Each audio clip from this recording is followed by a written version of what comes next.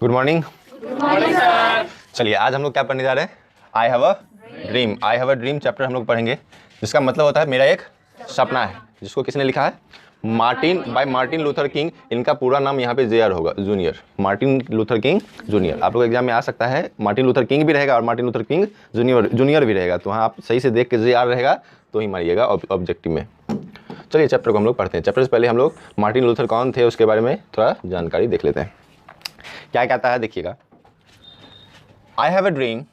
कहते हैं Martin Luther King junior, जिनका जन्म 1929 में हुआ और 1968 में उनकी मृत्यु हो गई। अब बैप्टिस्ट मिनिस्टर बाय ट्रेनिंग, उनको प्रशिक्षण मिला हुआ था किस बात का? वो एक बैप्टिस्ट मिनिस्टर थे। बैप्टिस्ट क्या होता है? बैप्टिस्ट होता है जो धर्म परिवर्तन करवाते हैं, ईसाई धर्म को जो परिवर्तन करवाते हैं, उनके गुरु को बैप्टिस्ट कहा जाता है, यानी ईसाई धर्म में परिवर्तन जो करवाते हैं। Becomes a civil right activist, वो क्या बन गए? एक सिविल राइट एक्टिविस्ट बन गए। सिविल राइट एक्टिविस्ट का मतलब होता है जनता के क्या कहते हैं, अधिकारों के लिए लड़ने वाले, उसको बोलते हैं सिविल राइट एक्टिविस्ट बन गए। अर्ली इन हिज करियर, अपने करियर के शुरुआत में ही। लीडिंग द मोंटगोमरी बस बाइकॉट, उन्होंने मोंटगोमरी बस बाइकॉट का नेतृत्व किया था। लीडिंग मतलब नेतृत्व किया था। मोंटगोमरी बस बाइकॉट क्या है? मोंटगोमरी क्या है समझिएगा। मोंटगोमरी एक बस है, ठीक है, वो अमेरिका में चला करता था, जो लगभग 300-350 बस चलते थे पर डे। तो उसमें उन्होंने बाइकॉट किया, क्योंकि उसमें लगभग 80 से 90% जो व्यक्ति बैठते थे वो क्या कहते हैं, काले लोग बैठते थे, नेग्रोज बैठते थे, काले लोग जो बैठते थे। तो उन्होंने कहा कि उस मोंटगोमरी बस का क्या करो, बाइकॉट करो। और सिर्फ उनके कहने पर, मार्टिन लूथर किंग जूनियर के कहने पर 1 साल तक 1955 से लेकर 1956 तक क्या कहते हैं, मोंटगोमरी बस बाइकॉट हुआ था। और इसका एक और कहानी है कि एक्चुअल में हुआ क्या था ना, कि उसमें एक औरत बैठी हुई थी, काली औरत, उसको गोरे और जो लोग हैं उसको पीटे थे, थोड़ा चोट पहुंचाए थे, जिस कारण से ये क्या कहते हैं आंदोलन हुआ था। एंड हेल्पिंग टू फाउंड, और उन्होंने एक नींव रखा, यानी उन्होंने कह सकते हैं स्थापना किया किसका? SCLC का, यानी कि साउदर्न क्रिश्चियन लीडरशिप कॉन्फ्रेंस का, यानी कि दक्षिणी ईसाई लीडरशिप कॉन्फ्रेंस सम्मेलन का उन्होंने स्थापना किया था। वो प्रभावित थे, इन्फ्लुएंस्ड बाय, किससे प्रभावित थे? महात्मा गांधी से वो प्रभावित थे। गांधी जी से वो बहुत ज़्यादा प्रभावित थे, क्योंकि गांधी जी जो है 1915 में जब वो क्या कहते हैं इंडिया साउथ अफ्रीका से वापस आए थे, तो उससे पहले वो साउथ अफ्रीका में एक आंदोलन चलाए थे। उस सब आंदोलन को देखकर वो क्या कहते हैं महात्मा गांधी से बहुत ज़्यादा प्रभावित हुए थे। वहाँ भी वो आंदोलन किस लिए चलाए थे? काले गोरे का जो वहाँ भी भेद था उनमें, उन्होंने इसलिए वहाँ पर आंदोलन चलाए थे। हिज फिलॉसफी, उनका भी फिलॉसफी वही था, उनका भी मानना यही था। क्या था? Non violent resistance brought him world wide attention. वो भी अहिंसा के पुजारी थे, अहिंसा को वो भी मानते थे, क्योंकि महात्मा गांधी का वो अनुयायी थे, महात्मा गांधी को फॉलो करते थे, उससे प्रभावित थे। तो उस तरह से कह सकते हैं महात्मा गांधी भी नॉन वायलेंट वेज को अपनाते थे, यानी कि अहिंसात्मक रूप को अपनाते थे। उसी प्रकार क्या कहते हैं मार्टिन लूथर किंग भी जो है वो नॉन वायलेंट वेज को अपनाए। Brought him world wide attention, जिस कारण से उन्होंने दुनिया का आकर्षण अपनी ओर खींच पाया। अब देखो कि आप यदि दंगा कीजिएगा तो आपका समर्थन भी कोई नहीं करेगा, लेकिन अब अहिंसात्मक रूप से अपना बात रखिएगा, हिंसा नहीं कीजिएगा तो आपका समर्थन सब करेगा। तो इसीलिए वो नॉन वायलेंट वेज को अपनाए थे, जिस कारण से दुनिया के आकर्षण वो अपनी ओर खींच पाए। In 1964 King became the youngest person to receive the Nobel prize. कहता है कि 1964 ईस्वी में राजा नहीं, किंग है, King Junior, Martin Luther King Junior became the youngest person to receive the Nobel Prize. वो 1964 का सबसे युवा व्यक्ति, जो कह सकते हो सबसे युवा व्यक्ति जिन्हें नोबेल प्राइज़ से सम्मानित किया गया। नोबेल प्राइज़ इन्होंने प्राप्त किया 1964 में, और नोबेल प्राइज़ मिलना बहुत ही मुश्किल होता है। ये दुनिया का सबसे महानतम कह लो या सबसे महान कह लो प्राइज़, सबसे बड़ा प्राइज़ में से एक है। For his efforts to end segregation, किस लिए मिला? Segregation and racial discrimination through civil disobedience and other non violent ways. कहता है अलग अलग तरीके के अहिंसात्मक तरीकों को अपनाकर, अवज्ञा करके, अवज्ञा मतलब क्या? सरकार का आज्ञा का पालन करके उन्होंने सिविल राइट्स या कह सकते हो सेग्रीगेशन, ये जो अलगाववाद है, एंड जो रेशियल डिस्क्रिमिनेशन है, ये जो नस्लीय भेदभाव है, उसको खत्म करने का प्रयास किया, जिस कारण से उन्हें 1964 ईस्वी में नोबेल प्राइज़ से सम्मानित किया गया। किंग वॉज एसेसिनेटेड, और कहते हैं जो आदमी समाज में बदलाव लगता है उसकी मृत्यु, इसका हत्या कर ही दी जाती है। वही बात यहाँ पे है कि किंग वॉज एसेसिनेटेड, किंग की हत्या कर दी गई। कब? ऑन April 4, 1968, यानी 4 अप्रैल 1968 ईस्वी में उनकी हत्या कर दी गई। इन मेम्फिस, कहाँ पे? मेम्फिस में, जो कि टेनेसी में पड़ता है। टेनेसी अमेरिका का एक राज्य है, वहाँ पे मेम्फिस से जगह है, वहाँ पे उनकी हत्या कर दी गई। यहाँ तक कोई दिक्कत नहीं, समझ में आ गया सबको? आगे बढ़ते हैं हम लोग। आगे कहता है, क्या कहता है देखिए, ये है हमारे मार्टिन लूथर किंग जूनियर। ये जो बाबा जी हैं, इसमें थोड़ा सा दे दोगे तो बाबा जी ही बन जाएंगे। लेकिन इन्होंने देखने में देखिए कैसे लग रहे हैं, लेकिन इन्होंने जो योगदान अपना दिया है, इन्होंने जो अपना योगदान अब अपने देश के लोगों के लिए दिया है वो अतुलनीय है, उनका कोई जोड़ नहीं। वही बात वो कहते हैं आगे, उनके द्वारा जो कुछ कार्य लिखे गए उनकी किताब को आप लोग पढ़िएगा तो आप लोगों को पता चलेगा जिस तरह से महात्मा गांधी ने अपने देश में अपने फ्रीडम के लिए, यहाँ पे क्या था कि यहाँ पे था दूसरा देश का लोग आके आया था तो उसके फ्रीडम के लिए हम लोग लड़ रहे थे, अपने फ्रीडम के लिए उनसे लड़ रहे थे। लेकिन वहाँ पे था अपने ही देश में वो अपने लोगों से लड़ रहा था, और अपने ही देश में अपने लोगों से लड़ना बहुत इससे ज़्यादा मुश्किल होता है। वही बात कहते हैं King's important works include strength to love. उनका जो महत्वपूर्ण कार्य है, पहला है स्ट्रेंथ टू लव जो 1953 में प्रकाशित हुआ, STRIDE toward freedom the Montgomery story जो 1958 में प्रकाशित हुआ, व्हाई वी कांट वेट 1964 में प्रकाशित हुआ, उनके द्वारा लिखे गए किताबों का नाम है ये। एंड किताब बोल रहे हैं, कहानियों का नाम है where do we go from here chaos और कम्युनिटी 1968 में प्रकाशित हुआ। I have a dream is a speech. I have a dream क्या है? एक स्पीच है जो आज हम चैप्टर पढ़ने जा रहे हैं। आपको एग्जाम में पूछ सकता है कि आई हैव अ ड्रीम क्या है, आपको ऑप्शन में दे सकता है ऐसे है, स्पीच है, स्टोरी है, पोएम है, क्या है? तो स्पीच है। तो कहता है I have a dream is a speech, एक भाषण है, he delivered on the step of Lincoln Memorial in Washington DC. Washington DC में लिंकन मेमोरियल है, उनके सीढ़ी पर खड़े होकर वो भाषण दे रहे हैं। लिंकन मेमोरियल, लिंकन का नाम सुने हो? अब्राहम लिंकन वो व्यक्ति जो अमेरिका को बदल के रख दिया, अमेरिका के इतिहास का कह लो या दुनिया का इतिहास का कह लो, महानतम नेता में से एक थे, महानतम राष्ट्रपति में से एक थे। ऑन अगस्त 28, 1963 28 अगस्त 1963 को वो लिंकन मेमोरियल के सीढ़ियों पर खड़े होकर भाषण दे रहे थे। Here he speaks about his dream of seeing Alabama. यहाँ पे वो उनका जो सपना है अलाबामा को लेकर, उसके बारे में बताते हैं एज अ डेवलप्ड स्टेट, कि वो अलाबामा कैसा बने, एक विकसित राज्य बने, फ्री ऑफ रेशियल डिस्टिंक्शन, जहाँ पे नस्लीय भेदभाव ना हो, between the whites and the blacks, यानी काले और गोरे लोगों के बीच जो नस्लीय भेदभाव है, जो अलगाववाद है, वो ना हो। ऐसा वो चाह रहे हैं कि उसका वो राज्य अलाबामा बने। The speech had a huge impact in raising public consciousness. कहता है उन्होंने जो भाषण दिया उसका एक बहुत ही बड़ा प्रभाव, बहुत ह्यूज इम्पैक्ट, बहुत बड़ा प्रभाव जो है वो इन रेजिंग पब्लिक कॉन्शसनेस, लोगों की जागरूकता को बढ़ाने में मदद किया, उसका बहुत बड़ा प्रभाव पड़ा। फॉर सिविल राइट्स मूवमेंट, इसलिए सामाजिक या समाज के अधिकारों के लिए या नागरिक अधिकारों के आंदोलन के लिए जो लोगों में जागरूकता है वो बढ़ने लगी उस स्पीच, एकमात्र स्पीच से। And is in establishing King as one of the greatest orator in American history. और कहता है किंग को, यानी मार्टिन लूथर किंग को उस क्या कहते हैं स्पीच के बाद जो है अमेरिका के इतिहास का महानतम वक्ता में से एक गिना चुना जाने लगा। ऐसा यहाँ तक है। उसके बाद आगे कहता है, अब यहाँ से हम लोग चैप्टर को पढ़ते हैं। वो तो हो गया मार्टिन लूथर किंग का जो जीवनी होता है, या कह सकते हो इंट्रोडक्शन हो गया। अब हम लोग उसके इस चैप्टर के बारे में, उन्होंने जो भाषण दिया, क्या उस भाषण में क्या कहा नहीं कहा, उसके बारे में हम लोग देखते हैं। तो उसके बारे में देखने से पहले हम लोग थोड़ा सा, ये हमको थोड़ा डिस्टर्ब कर रहा है, इसको हम चलिए आगे बढ़ते हैं। क्या कहता है? 5 स्कोर ईयर्स एगो, पहले यहाँ जान लीजिए, एक स्कोर में 1 स्कोर इक्वल टू 20 ईयर, एक स्कोर में 20 साल होते हैं। इसका मतलब यहाँ पे क्या है? 5 scores years ago, इसका मतलब 100 साल पहले, अ ग्रेट अमेरिकन, एक महान American, in whose symbolic shadow we stand, जिसके आज सांकेतिक परछाई में आज हम खड़े हैं। साइन द इमेंसिपेशन प्रोक्लामेशन, जिन्होंने स्वतंत्रता के घोषणा पत्र पर साइन किया था, स्वतंत्रता का जो घोषणा पत्र है उस पर उन्होंने साइन किया था, हस्ताक्षर किया था। दिस मोमेंटस डिक्रीज, ये जो महत्वपूर्ण सा पल है, महत्वपूर्ण सा जो कार्य तथ्य है, came as a great beacon, वो एक बहुत ही बड़ा भद्दा बन चुका है, वो एक आशा की किरण बन चुका है, एक बिकॉन बन चुका है। Light of hope of millions Negro slaves, वो लगभग कह सकते हो लाखों जो नेग्रो स्लेव्स हैं, लाखों जो काले, जो नेग्रो को कहा जाता है काले लोग, तो काले लोगों का जो गुलामी है उसके लिए एक आशा का किरण बन चुका है। हु हैड बीन सीयर्ड, जो झुलस रहे हैं, कब से? इन द फ्लेम्स, किस में झुलस रहे हैं? आग में झुलस रहे हैं, ऑफ विदरिंग इनजस्टिस, यानी अन्याय की आग में वो कई वर्षों से लाखों नेग्रो स्लेव्स जो है कई वर्षों से झुलस रहे हैं। It came a joyous daybreak to end the long night of captivity, कहता है ये जो लंबे समय से उसके लिए जो अंधेरी रात चल रही थी, वो जो अंधेरा कैपिटिविटी चल रहा था, वो जो अंधेरा जो रात उसके लिए चल रहा था, it came as a joyous daybreak, उनके लिए एक जश्न वाला दिन आ चुका था, कि एक आशा का किरण उसको दिख चुका था कि अब हम लोग जो है इस गुलामी से हमें आज़ादी मिल जाएगी, बस एक आशा का किरण दिखा था।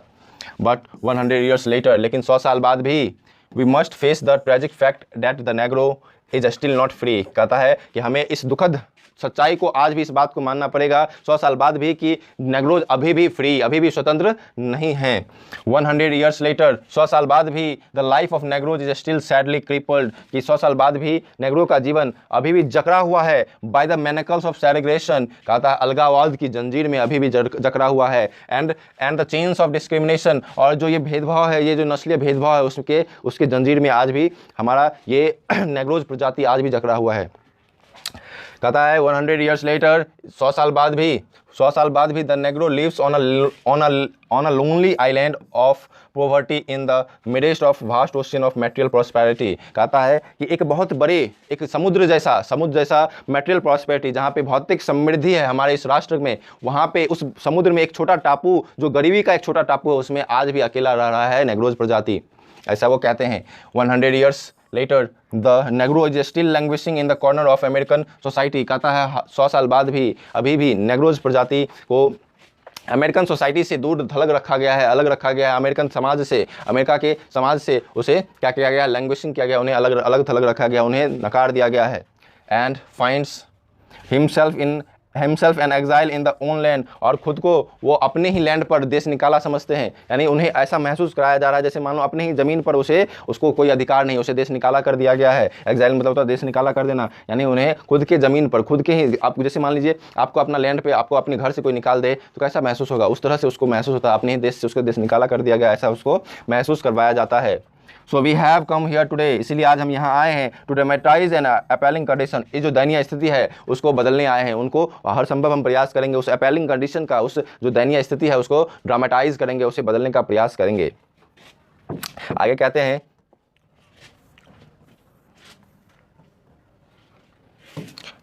इट इज ऑब्वियस टुडे, ये सही है आज, दैट अमेरिका हैज डिफॉल्टेड, कि अमेरिका में कुछ गड़बड़ी हुआ है, कुछ ना कुछ उसमें समस्याएं आई हैं। ऑन द प्रोमिसरी नोट, उन्होंने जो हमें प्रोमिसरी नोट दिया था, जिसमें प्रोमिसरी मतलब आप लोग जानते होंगे वादा, इन्होंने जो एक नोट दिया था जिसमें प्रोक्लामेशन था, इमेंसिपेशन प्रोक्लामेशन जो था, जो घोषणा पत्र था, जो हमारे आज़ादी के लिए जो घोषणा पत्र हमें दिया गया था, जिसको एक प्रोमिसरी नोट भी कह सकते हैं हम।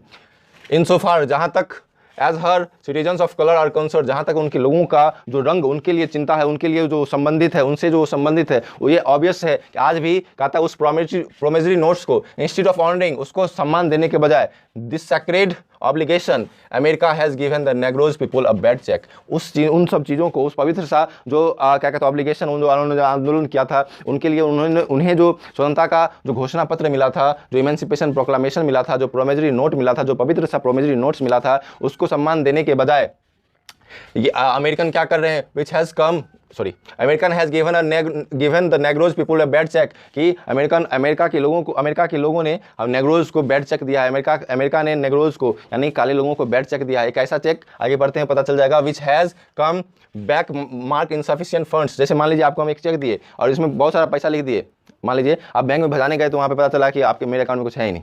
वही बात उनके साथ हुआ कि उनको एक तरह से प्रोमिसरी नोट, एक तरह से चेक है, ठीक है, जिसमें ये लिखा हुआ है कि आपको स्वतंत्रता मिल गई है, लेकिन जब उसको भजाने गए, यानी उस तरह का हम अधिकार मांगने गए, उस अधिकार को लेने गए, तो हमारे उसी चेक के पीछे लिखा था, पीछे क्या, आपके लिए इनसफिशिएंट फंड है, आपके लिए कोई सुविधाएं नहीं है। तो इस बात से वो क्रोधित हुए, इस बात से वो गुस्सेल हुए। But we refuse to believe, लेकिन इस बात को हम मानने से इनकार करते हैं, that bank of justice is bankrupt, कि न्याय का जो बैंक है वो बैंकरप्ट हो चुका है, उसका दिवालिया निकल चुका है, वो उसमें अब न्याय नहीं बचा है। इस बात को हम मानने से इनकार करते हैं। We refuse to believe that there are insufficient funds, इस बात को हम मानने से इनकार करते हैं कि हमारे लिए अब कोई फंड्स नहीं, हमारे लिए अब कोई सुविधा नहीं, इस बात से हम मानने के लिए इनकार करते हैं। In the great vaults opportunity of the Nations, इस राष्ट्र का जो अपॉर्चुनिटी का राष्ट्र कहा जाता है, जो मौक़ों का राष्ट्र कहा जाता है, उसका ये हमारा राष्ट्र वॉल्ट्स है, यानी खजाना है, मौक़ों का खजाना है, और वहाँ पे हमें कोई सुविधाएं नहीं मिलेंगी, हमारे लिए इनसफिशिएंट फंड्स है, इस बात को मानने से हम इनकार करते हैं। So we have come to cash this cheque, इसीलिए आज हम इस चेक को भजाने आए हैं। आज हम सब यहाँ एक साथ जमा हुए हैं, एक साथ इकट्ठा हुए हैं, ताकि हमें जो चेक मिला, यानी प्रोमिसरी नोट मिला है, यानी कह सकते हैं इमेंसिपेशन प्रोक्लामेशन, जो घोषणा पत्र हमें दिया गया था, जिसमें हमारी स्वतंत्रता की बात कही गई थी, आज उस चेक को हम भजाने यहाँ आए हैं। अ चेक कहता है, अ check that will give us upon demands the riches of freedom, यदि कहता है वो चेक आज यदि हम उसकी मांग करेंगे तो हमें फ्रीडम मतलब स्वतंत्रता, आज़ादी हमें मिलेगी, and the security of justice. यदि हम मांग ही नहीं करेंगे तो कुछ नहीं मिलेगा, ये बात हम जानते हैं। यदि आप जब जैसे मान लीजिए आप जब बच्चा थे, आप जब तक आपको बोलते नहीं, अभी भी आप जब तक बोलते नहीं कि हम भूख लगी, खाना मिलता है, नहीं मिलता। जब खाना नहीं मिलता है तो फिर उस तरह से कि आपके साथ जो अन्याय हो रहा है, यदि उसकी मांग आप ना करें कि हमें स्वतंत्रता चाहिए, तब तक आपको कुछ नहीं मिलेगा। वही कहता है, यदि हम मांग करेंगे, डिमांड रखेंगे, यानी हम अपना मांग रखेंगे यानी डिमांड करेंगे, तो जो फ्रीडम है, जो स्वतंत्रता है, जो रिचेस का स्वतंत्रता है, जो स्वतंत्रता की अमीरी है, and the security of justice, जो न्याय है, न्याय की जो सुरक्षा है, वो हमें मिलेगी, अवश्य मिलेगी। फिर आगे कहते हैं we have also come to this hallowed place. कहता हम लोग इस, हैलोड मतलब होता है पवित्र, कहता हम लोग इस हैलोड स्पॉट पर, यानी स्पॉट यानी प्लेस नहीं होता, कहता we have also come to this hallowed spot, कि इस पवित्र सा जगह पर हम लोग आए हैं। इसलिए भी आए हैं टू रिमाइंड अमेरिका, तो अमेरिका को याद दिलाने, किस चीज़ का याद दिलाने, ऑफ द फियर्स अर्जेंसी, ये जो भीषण सा जो तत्कालिकता है, ऑफ नाउ, ये जो अभी का जो भीषण सा तत्कालिकता है, उसकी याद दिलाने आए हैं कि अब हम लोग रुकने वाले नहीं हैं, अब हम आंदोलन करेंगे, अब हम अपनी मांग को रखेंगे और हमें उस मांग को पूरा करना है, आपको करना ही पड़ेगा। अमेरिका से ऐसा कह रहा है। फिर कहता है there is no time to engage in the luxury of cooling off or to take the tranquillising drug of gradualism. कहता है कि अब वो समय नहीं है कि विलासिता का जीवन जिए और एकदम जैसे कूलिंग ऑफ, जैसे एसी में बैठ के एकदम विलासिता का जीवन जिए, सुख सुविधाओं का भोग उठाएं।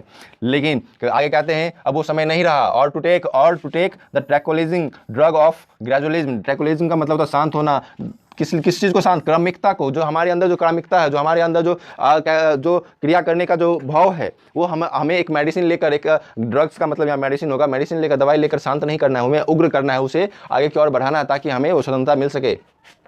Now is the time to rise from the dark and desolate valley of segregation. कहता है अब वो समय आ चुका है कि हमें अब उठना है, उस अंधेरे से बाहर निकलना है, अंधेरे से आगे की ओर बढ़ना है। And desolate valley of segregation, जो ये डिसॉलिड वैली है, जो ये अलग थलग जो कर दिया गया, जो अकेलापन, जो अकेला उस वैली है, जो वैली मतलब होता है घाटी, ये जो सेग्रीगेशन का, जो ये अलगाववाद का जो घाटी है, to the sunlit path of the racial justice, उससे हमें, उस अंधेरे से हमें बाहर निकलना है। किस और बाहर निकलना है, जहाँ पे हमें रेशियल जस्टिस मिले, जहाँ पे हमें नस्लीय न्याय मिले, उस सनलिट पाथ पर हमें चलना है। उस क्या कहते हैं उज्ज्वल सा, या कह सकते हैं हम, जो सूर्य की किरणों जैसा वो रास्ता, जो जहाँ पे हमें रेशियल जस्टिस मिलेगा, जहाँ पे हमें नस्लीय न्याय मिलेगा, उस और हमें चलना है।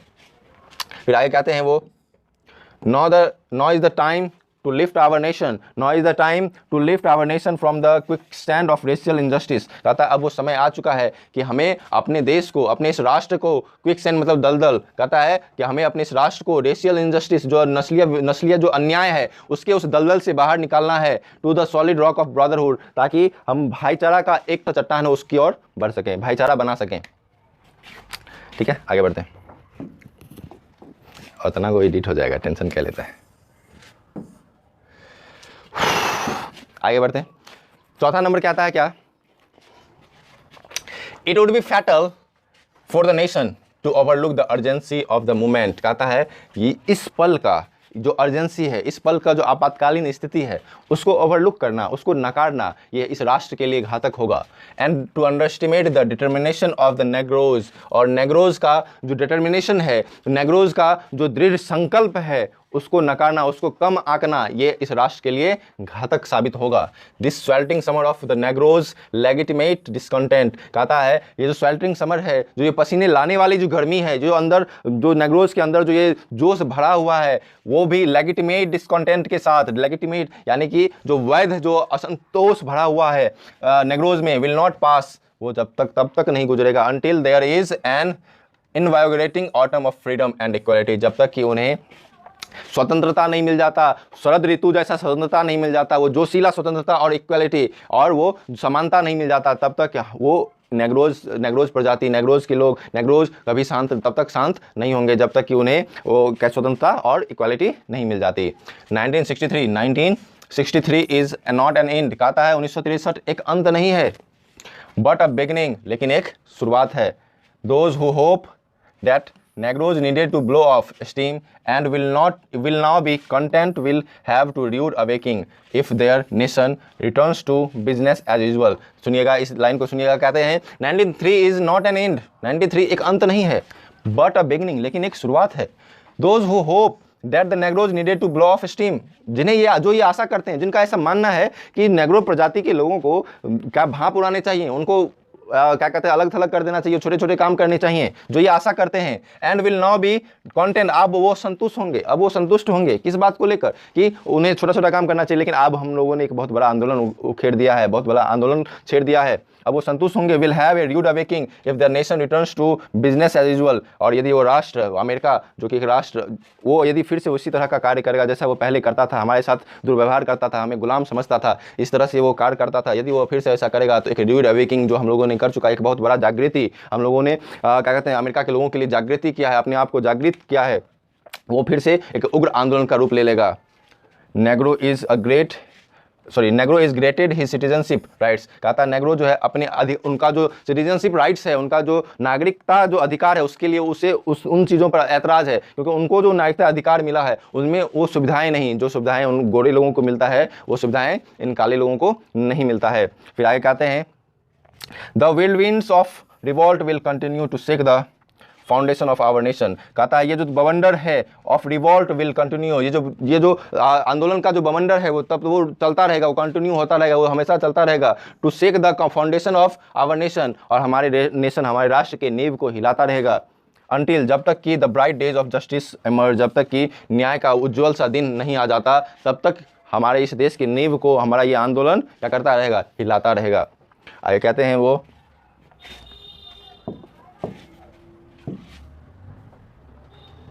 आगे कहते हैं 5 नंबर कहता है but there is something that I must to say my people who stand on the warm threshold which leads into the palace of justice, कहता है कुछ तो ऐसा है जो मुझे अपने लोगों से कहना है। Who stand on the warm threshold, जो इस भीषण गर्मी में खड़े हैं, विच leads into the palace of justice, जो इस जगह को न्याय का महल बना चुके हैं। In the process of gaining our rightful place, कहता है हमारे अपने सही जगह को प्राप्त करने की ओर में या प्राप्त करने की प्रक्रिया में, we must not be guilty, हमें उस बात का दोषी, हमें दोषी नहीं बनना है, ऑफ रॉन्गफुल डीड्स, हमें गलत कार्यों का दोषी नहीं बनना है।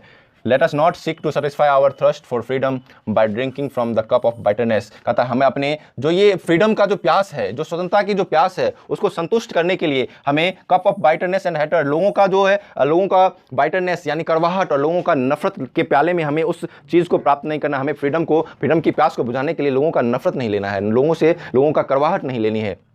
ऐसा वो कहना चाहते हैं, इसलिए कहते हैं कि वो एक इसलिए मार्टिन लूथर किंग जूनियर ऐसे इसलिए कहते हैं ताकि हमें अहिंसात्मक रूप से मिलेंगे तो सभी हमारा समर्थन करेंगे, यहाँ तक कि गोरे भी हमारा समर्थन करेंगे। लेकिन यदि हम हिंसा करने लगे तो वो हमारे खिलाफ हो जाएंगे, हमसे नफरत करेंगे। मान लेते हैं कि स्वतंत्रता मिल भी जाती है तब भी हमसे नफरत करेंगे, इसलिए हमें नफरत का प्याला नहीं पीना है, नफरत का घूंट नहीं लेना है। We must forever conduct our struggle on the high plane of dignity and discipline, कहता है हमें अपने इस स्ट्रगल को, अपने इस संघर्ष को, इस जो संघर्ष का जो एक व्यवहार है, जो कंडक्ट है, वो हमेशा उस प्रकार, हम फॉरएवर मतलब हमेशा उस प्रकार हाई प्लेन पर, धरातल की ऊंचाई तक पहुंचाना है। लेकिन उसके लिए हमें डिग्निटी और डिसिप्लिन को फॉलो करना होगा, यानी कि डिग्निटी मतलब होता है गरिमा और डिसिप्लिन मतलब शिष्टाचार, यानी एक शिष्टाचार तरीके से हमें अपने इस जो ये हम संघर्ष कर रहे हैं, आज़ादी के लिए संघर्ष कर रहे हैं, उसके लिए कार्य करना होगा। We must not allow our creative protest to degenerate into the physical violence, कहता है हमें ये जो रचनात्मक प्रोटेस्ट है हमारा, ये रचनात्मक जो आंदोलन है हमारा, to degenerate into a physical violence, उसे हमें फिजिकल वायलेंस में, वो शारीरिक हिंसा में नहीं परिवर्तन करना है, इस बात का अनुमति हमें अपने आप को नहीं देनी है। Again and again we must raise to the majestic heights of meeting physical force with soul force, कहता है मैं बार बार इस बात को कहता हूँ, we must raise, हमें बढ़ाना होगा to the majestic heights of meeting physical force with soul force, कहता है हमें अपने जो फिजिकल फोर्स है, हमारा जो शारीरिक बल है, उसको हमारे आत्मीय बल से क्या करना होगा, मिलाना होगा। उसे हमारा जो शारीरिक बल है उसे आत्मीय बल से मिलाएंगे तो क्या होगा कि हमें अंदर से वो ताकत मिलेगी, हमें अंदर से वो एक्टिवनेस मिलेगा, ताकि हम किसी भी हालत में किसी भी तरह संघर्ष कर रहे हो तो उस बात को हम झेल पाएँ, उस चीज़ को अपने स्वतंत्रता के लिए लड़ पाएँ। आगे वो कहते हैं the marvellous new militancy which has engulf the नेग्रोज community, कहता है जो मार्वेलस न्यू, ये जो अद्भुत सा जो उग्रता है वो क्या कहते हैं, वो नेग्रोज कम्युनिटी को, नेग्रोज समाज को वो जकड़ चुका है, उस जंजीर में बांध चुका है।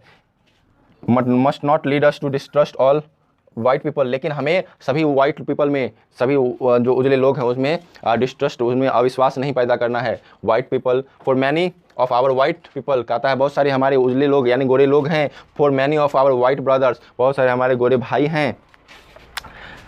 एज एविडेंस, वो एक सबूत के तौर पे, by their presence here today have come to realize that their destiny is tied up with our destiny. कहता है उनका यहाँ उपस्थिति से ये पता चलता है, उन्हें ये इस बात का एहसास हो गया है कि उनका डेस्टिनी जो है, उनकी जो नीतियाँ, उनका जो भाग्य है वो हमारे भाग्य से, हमारे डेस्टिनी से जुड़ा हुआ है। And their freedom is inextricably bound to our freedom, और उनकी भी स्वतंत्रता हमारी स्वतंत्रता से जुड़ी हुई है।